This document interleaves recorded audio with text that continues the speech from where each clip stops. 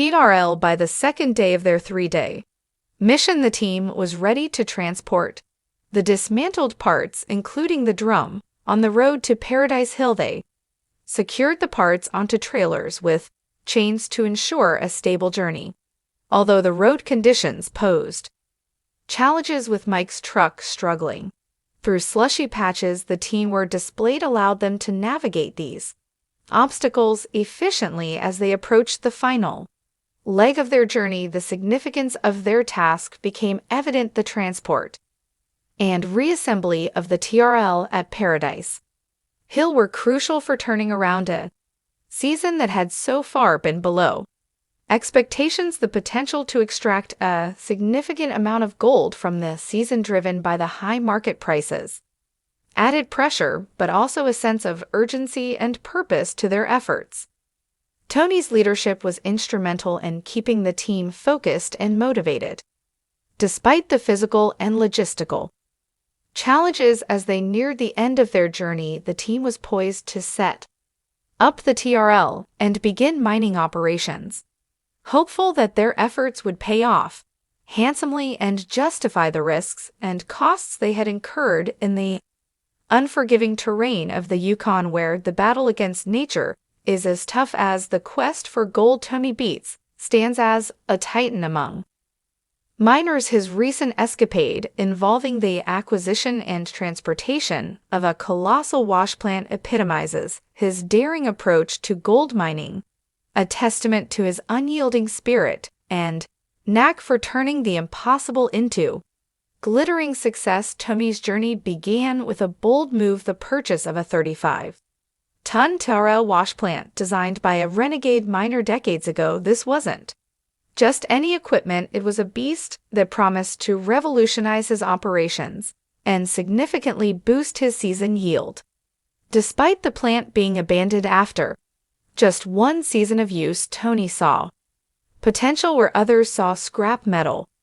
His decision to invest nearly $500,000 into the plant was not made lightly, but as any seasoned miner knows, high risks can lead to high rewards. The task of moving this gargantuan machine from its resting place back to Paradise Hill was nothing short of Herculean. Tony assembled a dedicated crew of 7, halting other operations and focusing all effort on this single goal. The logistical challenges were many, from navigating the 85-feet-long machinery onto an 80-feet ferry to managing hazardous road conditions that threatened to derail their progress at every turn. Yet, under Tony's seasoned leadership, every obstacle was met with determination and strategic ingenuity. The team dismantled the plant piece by piece, ensuring each component was safely transported across the top of the World Highway, one of the northernmost routes in the world,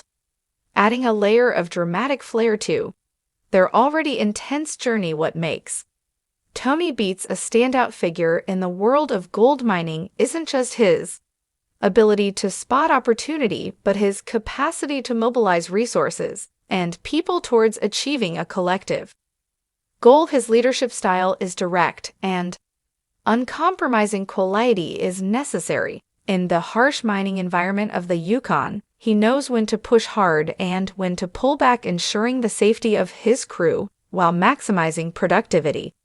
As they inched closer to their home base, the spirit of camaraderie and shared purpose among the team was palpable.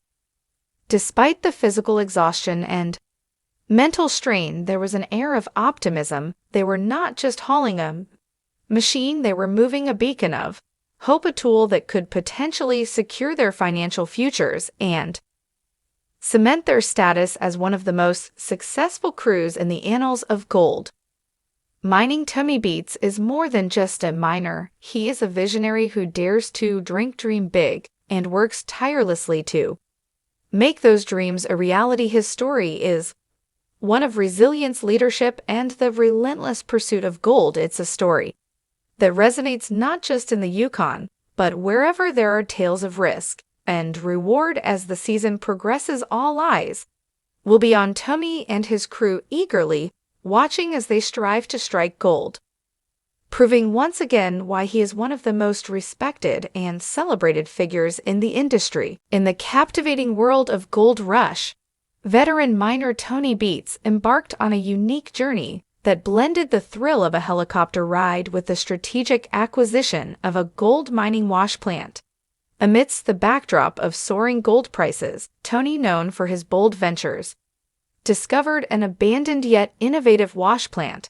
This machine, designed by a maverick gold miner about 3 decades ago, was a 35-ton marvel with a 40-foot drum and sturdy wheels, promising high efficiency in processing pay dirt.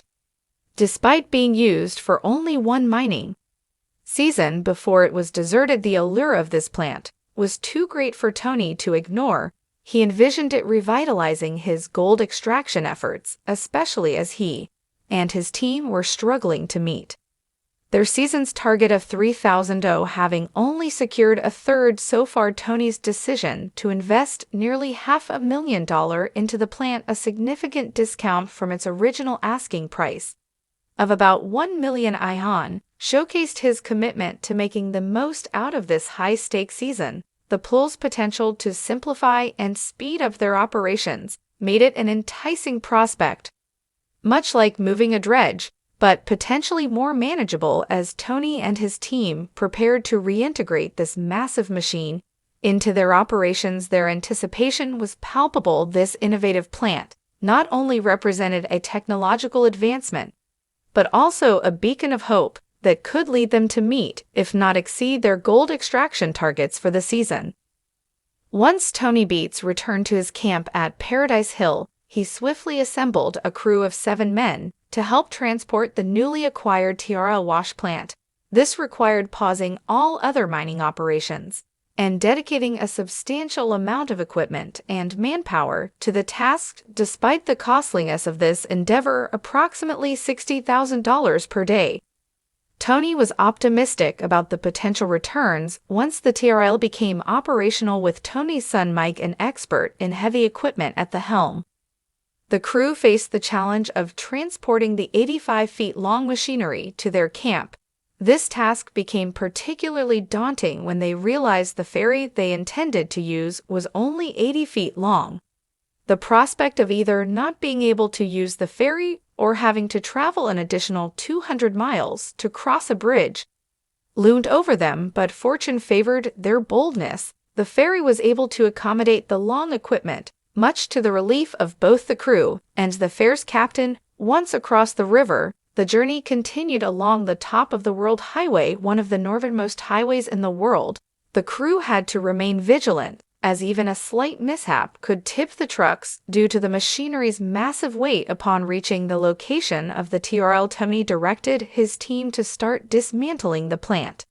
They systematically detached the conveyor belt, the slew box, and the hopper before tackling the massive drum, a component Tony particularly admired.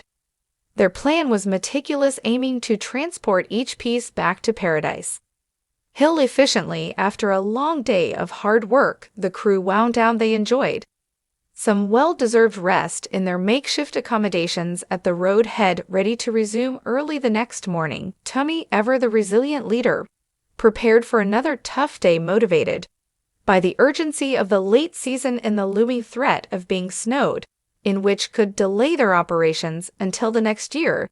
This sense of urgency propelled Tony and his team as they continued to dismantle and transport the TRL. With each component securely moved, they edged closer to reviving their season's fortunes, driven by the determination to meet their gold target and optimize the use of their new formidable mining equipment. Tony's plan to transport the TRL involved retracting the hydraulic support so that the machine would rest on its wheels, making it easier to lift the drum and pull the frame from underneath. This task proved more complicated than expected, especially when the crew discovered a steel plate welded onto one of the machine's legs to support the frame. This plate had to be carefully cut off to avoid damaging the equipment, despite the dangers inherent in their work, highlighted when team member Jordan Eagles had a near-miss accident while cutting the steel plate. The crew, led by Tony's experienced guidance, managed to proceed without serious incident. With some of the best machines and skilled hands in the business, they systematically disassembled the